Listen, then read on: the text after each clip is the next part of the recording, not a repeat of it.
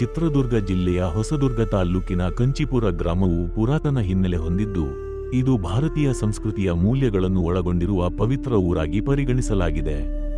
ಇಲ್ಲಿ ಸುಗ್ರೀವನು ನೆಲೆಸಿರುವ ಕುರಿತು ಒಂದು ಪ್ರಸಿದ್ಧ ಕಥೆ ಹರಿದಾಡುತ್ತದೆ. ಕಂಚೀಪುರ ಎಂಬ ಊರಲ್ಲಿ ಪುರಾತನ ಕಾಲದಲ್ಲಿ ಸುಗ್ರೀವನು ಕಂಚಿ ವರದನ ಎಂಬ ರೂಪದಲ್ಲಿ ನೆಲೆಸಿದ್ದನು ಎಂಬ ಶಾಸ್ತ್ರೋಕ್ತ ಕಥೆಯಿದೆ. ರಾಮಾಯಣ ಯುಗದಲ್ಲಿ ವಾನರ ರಾಜ ಸುಗ್ರೀವನು ರಾಮನ ಸಹಾಯದಿಂದ ವಾಲಿಯನ್ನು ಸೋಲಿಸಿ ಕಿಷ್ಕಿಂಧೆಯ ಮೇಲೆ ಆಡಳಿತ ನಡೆಸಿದನು.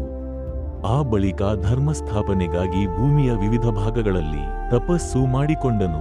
ತಾಪೋಭೂಮಿ ಕಂಚೀಪುರದಲ್ಲಿದ್ದಾಗ ಅಲ್ಲಿನ ಜನತೆಗೆ ರಕ್ಷಣೆ ನೀಡಲು ದೇವಸ್ವರೂಪದ ಕಂಚಿ ವರದನ ರೂಪವನ್ನು ಧರಿಸಿದನು ಎಂದು ಮಾತು. ಇಂದಿಗೂ ಈ ಗ್ರಾಮದಲ್ಲಿ ಸುಗ್ರೀವನಿಗೆ ಸಮರ್ಪಿತ ದೇವಸ್ಥಾನವಿದ್ದು, ಜನರು ಅವನನ್ನು ಕಂಚಿ ವರದ ಎಂದು ಆರಾಧಿಸುತ್ತಾರೆ.